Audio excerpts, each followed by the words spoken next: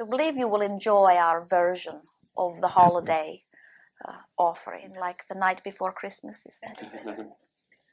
In a city very far removed from the city where you are living. Things sort of came together at the last moment, and this infant was born, as the story goes, in a stable. From our perspective, it did not matter the conditions of the birth, the physical surroundings, or even the attitudes of those who surrounded. For from our perspective, we knew that at the time of that emergence, that what was taking place upon the earth was the beginning of a time of enlightenment, because, let us correct that, a continuing of the time of enlightenment, because energy came forth, very powerfully focused energy, in the form of this small baby, with the intent of speaking words in a culture that were unusual, words that were out of the mainstream, words that were of a much bolder nature, words that were so bold, in fact, that it was known by the one who had chosen to come forth to speak it, that the words would most likely be resisted by the majority. Words that were so far beyond what the world that was about to hear them was ready to hear, that they might even feel threatened by them, even to the point of maybe wanting to eradicate the source of these words from the earth. But that did not bring any form of discouragement forth from this one, for he had been through it time and time again. He is teacher to the very core, and knew that coming forth and being that which he is and speaking it as clearly as he is able could only be of benefit to himself and that those who would benefit from it. And so he began by expressing there is only one law, and that is law of attraction. His words were a little different in those days than you are hearing them in these days, because there were different sets of ears and different sets of beliefs that were hearing, you see.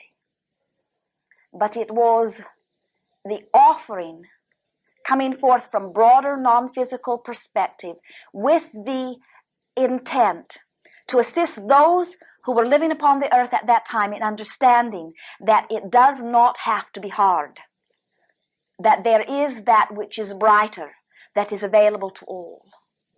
That story has been told and has been as powerfully offered on many occasions, not just through the little one that grew into the man that was revered as Jesus Christ. It is an ongoing offering from those of non-physical who are understanding from broader perspective the reason for physical experience. The story has taken on many different sounds and has been told in many different ways because there are many different ears that are hearing it. Most of the ears hear it not in its purity or clarity at all. In fact, most of them have missed a very basic point and have actually come together warring against others who are telling the story in a slightly different way. We are those who come forth offering a continuation of that story with all of the same reasons that it was originally offered by, not originally, but as it was offered by the one that you know as Jesus Christ. And here is the story that we would like you to hear and to impart to all those who you feel are ready for it. As physical beings who share this earth plane, we are blessed, which means we are worthy and revered as good, and we are being offered, or more correctly stated, we have chosen this glorious place at this time in order to express our beingness for these reasons, because it feels very good to be physical, and because we can see things more clearly through physical eyes, and because there are others who are here who are seeking the clarity of our vision. It is our wanting to be. We are not being tested. We are not here to prove. We are here to be. and it is our desire to be joyful. In this physical realm, there is that which feels good and that which does not, and it is thus unto all of the universe. And each of us have the choice, the absolute freedom, to look for that which is of uplifting nature or that which is of the opposite. And there is no one in all of the universe who has the power to do for us that selecting. It is our choice. It is a choice that we make not once in a lifetime, not once in a day, but hundreds of times in every day. And it is the combination of those choices that equals the life experience that we live. As we experience together, we are more than that which any of us could experience individually. And that's why we've chosen this glorious time of interacting together. This time that surrounds the celebration of the birth of one who understood all of these things way before the world was ready for it, is, from my perspective, you may say, a time of celebrating life, a time of celebrating our eternalness, and a time of recognizing that our value, our power, is always right here in our now. To look back to yesterday is of no value, but to give our full attention to where we are and who we are now, doing our very best in our choosing of topics to think about and speak about, to choose those topics that are uplifting unto us. For as the one that you know as Jesus Christ said, the kingdom of heaven, or that place of pure, positive ecstasy, exists within. It is not outside, it is not someplace else. It comes forth from within as we look for that which we are wanting to see. The world does not have to understand or believe or live these things in order for it to be our experience. But if we do not allow it to be our experience, then they have not an example to stimulate their wanting or their believing, you see. Now, our story lacks a little luster, doesn't it?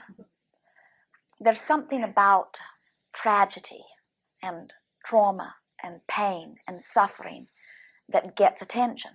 And so let's see if we can't beef it up a little bit.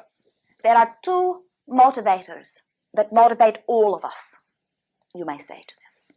One is being so clearly focused upon what is wanted that you become passionate about it, and in your passion for it, it seems that you can move heaven and earth as you move toward it. And then there is the other motivator, that is the sting or the pain of lack, which tends to motivate most of us. I've decided to leave the sting or the pain of lack behind and give my full attention to the positive aspects of what I'm living. And so I have decided, as I look within what I am living or with what I am reading or within anything that I'm interacting with, I have decided to look for the positive aspects of it, that which is most uplifting to me. And so as I look into that which is commonly known as the story of Christ, these are the points that I remember. These are the points that I give my greatest emphasis to. There was one day come unto this glorious land a baby that came forth into physical experience saying, yes, I'm wanting to go forth, and through the clarity of my example, I will uplift others to understanding that life is not just the way they think that it is, that there are other ways of looking at it. And so this little one came forth and was born in a glorious stable, surrounded by all of the peace of the earth, the animals, and a mother who embraced him and held him and nurtured him and fostered him and adored him. And as he came forth into that perfect environment, he loved this earth, and he remembered why he was here. And he said, I am here to make a difference. I am here that others may understand as a result of my being here that which they have not understood before. He gathered around him others who understood as he did, and the numbers grew, not large, but intense, those who understood as he did and began to seek as he sought. And then one day, when he realized that he had offered all that he could offer, that all of the positive that was to be received from him was received, he said, now I will re-emerge into the non-physical. And I will return again and again and again and again and again and again and again and again and again and again and again and again through those physical beings who are as I am, lovers of life, seekers of growth and freedom and joy. And so, as we celebrate this glorious time of year, let us celebrate not this baby, but the energy or essence that is within us, that was within that one. Let us feel the power and the value and the joy, the love of life. First-hand experience, not something regurgitated, not something read in a book that has been written long ago and rewritten so many times that it is not even as it was originally written. Let us live first-hand that energy, that essence. 2 more minutes. We've enjoyed very much this interaction. It is always exhilarating to come together with those who are on the leading edge of thought, those who are collecting data. Oh, you are data collectors, are you not? It is fun, is it not? Chewing upon all of this data. Is it not exhilarating to recognize the option that you eternally hold, to look for the positive or the negative aspects in whatever? And is it not glorious to recognize that it exists in all things, and so you have the option in all things?